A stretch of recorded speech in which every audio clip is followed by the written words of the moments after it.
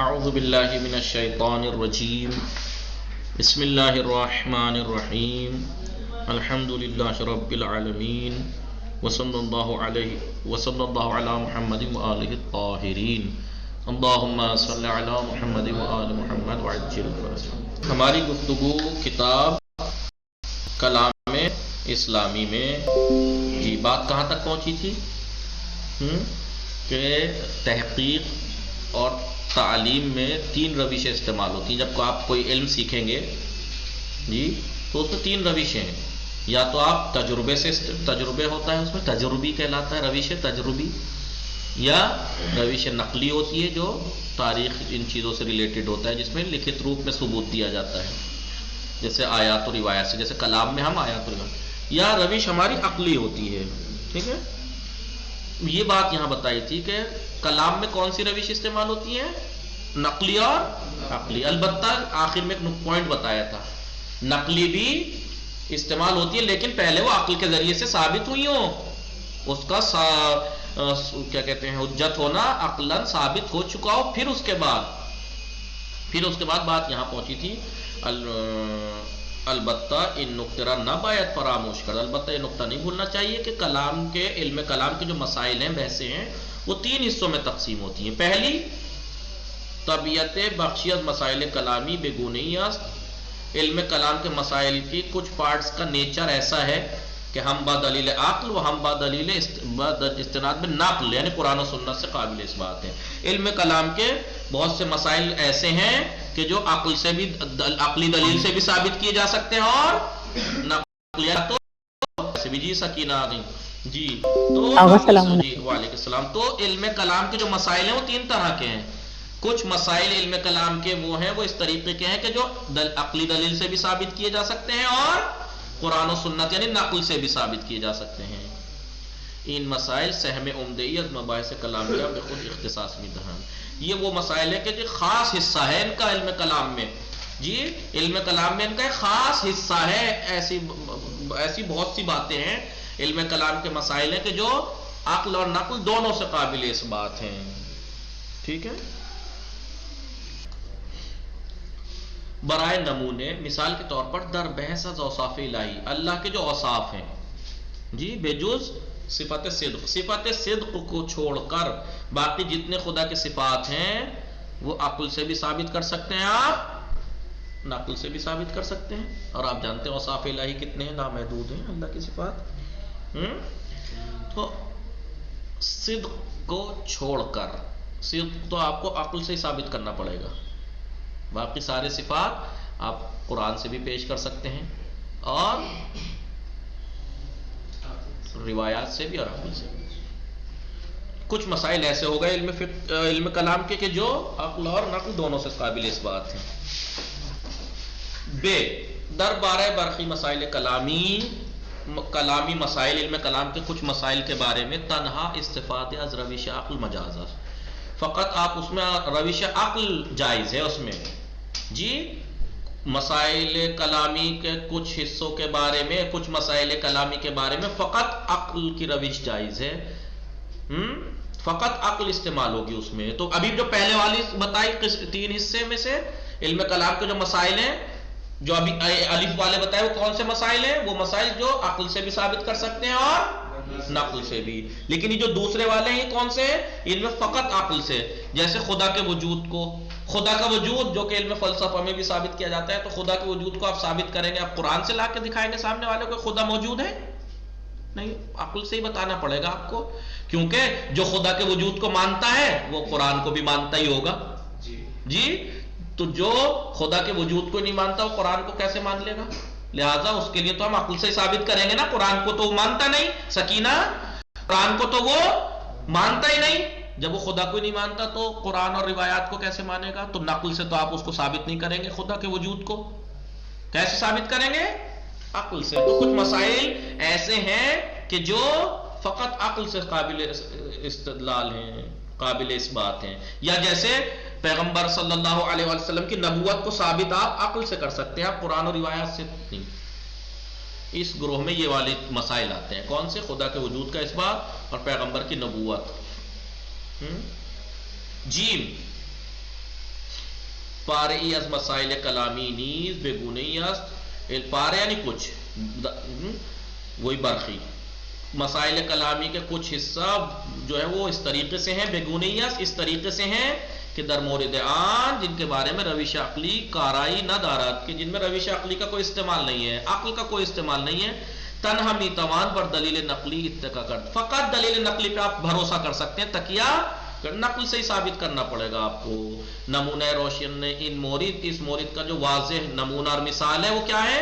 جزیات مربوط بے اہل آدمی پس از مرگ، مرگ کے بعد، مرنے کے بعد آدمی کے جو احوال اور حالات ہیں اس کے بارے میں آپ عقل استعمال کر کے بتائیں گے کہ مرنے کے بعد قبر میں یہ ہوگا، قیامت میں یہ ہوگا. آپ یہ تو ثابت کریں گے عقل سے کہ قیامت میں حساب کتاب ہونا کیوں ضروری ہے. عقل بتاتی ہے ہمیں کہ بھائی اگر اچھائی کی ہے تو اس کی جزا ملنی چاہیے، برائی کی ہے تو سزا ملنی چاہیے. دنیا میں ایسی کوئی عدالت نہیں جو صحیح انصاف کر سکے، لہذا ایک ایسی عدالت ہونی چاہیے. یہ تو ثابت کریں گے عقل سے. لیکن یہ تھوڑے کہ قبر میں فرشتے آئیں گے اور وہ یہ حساب ہوگا، یہ سوال کریں گے. یہ تو آپ کو روایات اور قرآن سے ہی سمجھ رہی ہیں سکینہ میں کیا کہنا چاہ رہا ہوں؟ جی آقا جی. لہذا علم کلام کے مسائل تین طرح کے ہیں. کچھ مسائل وہ ہیں کہ جو عقل سے بھی ثابت کر سکتے ہیں، نقل سے بھی، دونوں سے قابل اس بات ہے.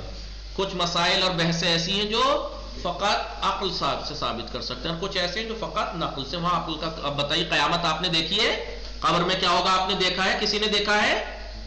تو پھر عقل کام تھوڑی آئے گی وہاں. وہ نقل سے لکھ کے قرآن میں یہ لکھا ہے یہ ہوگا، روایات میں یہ لکھا ہے یہ ہوگا. سمجھ میں آ گئی یہ بحث آپ لوگوں کے یا نہیں؟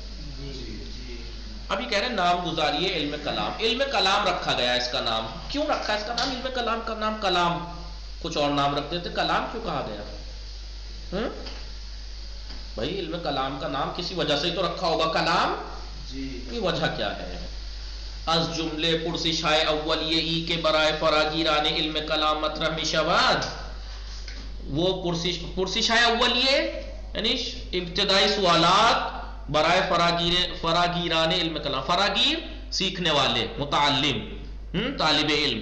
علم کلام کو سیکھنے والوں کے جو ابتدائی سوالاتوں میں سے ایک سوال، جو سوال مطرح ہوتے ہیں ان میں سے ایک وجہ نامگزاری ان علم بے علم کلامات. اس علم کا نام علم کلام رکھنے کے بارے میں ہے کہ اس علم کا نام علم کلام کیوں رکھا گیا. ابتدائی سوالات میں سے ایک سوال سیکھنے والوں کے ذہن میں یہ بھی آتا ہے، آئے گا نہیں آئے گا؟ جب آپ یہ علم پڑھ رہے ہیں تو آپ کے ذہن میں یہ بھی آئے گا کہ پہلے تو یہ آئے گا علم کلام کہتے کسے ہیں، کس چیز کے بارے میں گفتگو کرتا ہے، کس چیز سے روش کون سی استعمال ہوتی ہے اس میں، اس کے مسائل کس طریقے کے ہیں، عقل سے نقل سے ہیں، اور اس کو کلام کیوں کہتے ہیں. یہ بھی تو ابتدائی سوالات میں سے ہیں. حقیقت آنا، حقیقت یہ ہے کہ در پاسخ بے سوال، اس سوال کے جواب میں کوئی رائے قاطعی، یقینی کوئی رائے موجود نہیں ہے. یقینی کوئی رائے موجود نہیں ہے کہ ہم یقین سے کہہ سکیں کہ اس علم کا نام علم کلام اس وجہ سے رکھا گیا. برائے مثال کے طور پر برقی بعض لوگ، بعض علماء دلیل ان نام گزاری را آن میدان، بعض علماء اس علم کا نام علم کلام رکھنے کی جو وجہ ہے، دلیل جو ہے وہ آن میں، وہ اسے جانتے ہیں. کسے جانتے ہیں؟ کہ مشہور ترین اختلاف فرقہائی اولیہ کلامی، علم کلام کے جو ابتدائی فرقے تھے ان کا جو اہم ترین مشہور ترین اختلاف کیا تھا؟ وہ خدا کے کلام کے بارے میں تھا کہ اللہ کلام کہ اس کا کلام الہی حادث ہے یا قدیم، حادث ہے یا قدیم. جی یہ تھا ابتدائی جو فرقے تھے کلام کے، علم کلامی لوگوں کے جو ابتدائی فرقے تھے، گروہ تھے، ان میں جو اختلاف تھا وہ کیا تھا؟ کلام الہی کے مسئلے پر اختلاف تھا کہ اللہ کا کلام حادث ہے یا قدیم. کیونکہ ابتدائی اختلاف کلام کے بارے میں تھا، کلام الہی کے، اس لیے اس علم کا نام کلام رکھ دیا. اس لیے اس علم کا نام سکینہ، چراغ، علی اصغر، چھاری، فرقانہ. اس لیے تو آپ کچھ لوگ کیا کہتے ہیں، اس کی وجہ کیا ہے؟ اس علم کا نام علم کلام رکھنے کی وجہ کیا ہے؟ کیونکہ ابتدائی جو علماء کلام تھے ان میں کچھ ان میں اختلاف کیا تھا؟ یہ اللہ کے کلام کے بارے میں تھا. کچھ کہتے تھے اللہ کا کلام حادث ہے، کچھ قدیم حادث. لہذا کلام کے بارے میں بحث تھی، اختلاف تھا، اس لیے اس علم کا نام کلام رکھ دیا.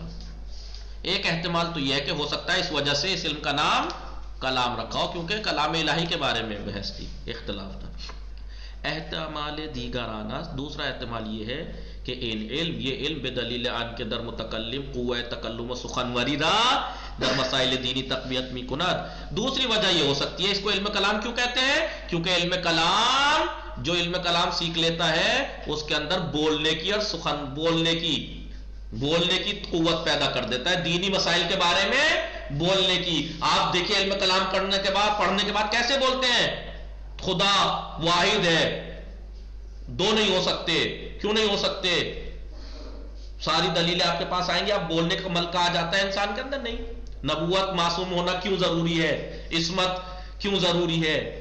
آپ ایک دم کہیں گے عصمت نبیوں کا معصوم ہونا اس لیے ضروری ہے کہ اگر اشتباہ آتی اللہ واتی الرسول میں کامن طریقے سے اللہ نے اطاعت کا حکم دیا ہے، اگر نبی معصوم نہ ہوا گناہ کر سکتا تو اس کا مطلب یہ ہوا کہ اللہ ہمیں گناہ میں اطاعت کی حکم دے رہا ہے۔ تو بولنے کی قوت آتی ہے انسان میں، ملکہ آ جاتا ہے اس کے اندر، کیونکہ کلام کرنے کا ملکہ آ جاتا ہے علم کلام سیکھنے کے لیے، لہٰذا اس علم کا نام کلام رکھ دیا کہ یہ پڑھنے والے کو بولنے کا سلیقہ اور بولنے کی قوت عطا کر دیتا ہے، وہ بولتا ہے ہر جگہ، ڈرتا نہیں ہے، نہ وہ جھجکتا ہے۔ بہر تقدیر، اب کوئی سا بھی احتمال ہو، کسی وجہ سے بھی نام رکھا گیا، اس سے کیا مطلب ہے؟ رکھا گیا بس علم کلام، مطلب یہ ہے۔ بہر تقدیر، کوئی سا بھی فرض، تقدیر یعنی فرض، احتمالات متعددی، بہت سے احتمال موجود ہیں کہ یہ علم کلام اس لیے رکھا گیا شاید، لیکن یقینی کوئی سا نہیں ہے کہ کیوں رکھا گیا۔ در وجہ تسمیہ کلام، علم کلام کے نام گزاری کی جو وجہ ہیں، اس کے متعدد احتمالات ہیں کہ شاید ناتوان ہی شیکرا بے عنوان احتمال صحیح معین، کہ شاید ہم ان احتمالات میں سے کسی ایک کو صحیح احتمال معین نہیں کر سکتے، کوئی بھی ہو سکتا ہے، سارے احتمال بھی ہو سکتے ہیں۔ ہو سکتا ہے کہ علم کلام کیونکہ قوت کلام بخشتا ہے اس لیے بھی علم کلام کہتے ہوں، اور ابتدائی فرقوں میں اختلاف کلام خدا کے بارے میں تھا اس لیے بھی کلام کہتے ہوں، یقینی نہیں کہہ سکتے۔ قلم روئے علم کلام، قلم روئے علم کلام، علم کلام کس طریقے سے جی کس بارے میں بحث کرتا ہے؟ کس بارے میں؟ با توجہ تعریفی کے از دانش کلام ارائے دادی، اوپر شروع میں جو ہم نے وہ تعریف جو علم کلام کی ہم نے، دانش یعنی کلام، علم کلام کی تعریف جو ہم نے اوپر ارائے کی یعنی پیش کی، اس کو توجہ میں رکھتے ہوئے گسترے وسیع ان علم روشن میشود، اس علم کا جو فیلڈ ہے وہ معین ہو جائے گی کہ کس فیلڈ کے بارے میں گفتگو کرتا ہے۔ بائن حال، اس کے باوجود شاید بے توان، شاید ہم یہ بھی کہ اساسی ترین آموزہ دینی وہ مباحث کلامیرہ در 3 محور، 3 محور میں ہم پھر بھی اس کے باوجود بھی ہم کلامی علم کلام کی جو بحثیں ہیں اور دینی معارف ہیں ان کے اساسی ترین کو ہم 3 حصوں میں ہم تقسیم کر سکتے ہیں۔ خدا شناسی، رہنما شناسی، رہنما شناسی میں آپ جانتے ہیں خدا شناسی میں توحید اور عدل آ جائے گا، رہنما شناسی میں نبوت و امامت آ جائے گا، اور معاد شناسی میں قیامت۔ اصول دین 5 ہو گئے، اس میں کر سکتے ہیں۔ البتہ تردیدی نیز، البتہ اس میں کوئی شک نہیں ہے کہ اسلام دربار انسان و جہان نیز، اسلام جو ہے وہ انسان اور اس جہان کے بارے میں بھی گہری معلومات اور تعلیم، پھیلی ہوئی تعلیم رکھتا ہے، اس کے بارے میں بھی ہے، اما لیکن اس کے لیے مستقل کوئی علم کلام والوں نے مستقل جہان کے بارے میں، مستقل انسان کے بارے میں کوئی بحث نہیں کی، انہی کے ضمن میں آ جاتی ہے۔ جب ہم خدا شناسی کا ذکر کریں گے بولیے تو انسان و جہان شناسی کی باتیں آ جائیں گی۔ باقی انشاءاللہ کل پڑھیں گے۔ وصلی اللہ علی محمد وآلہ الطاہرین، اللہم صلی علی محمد وآل محمد وعجل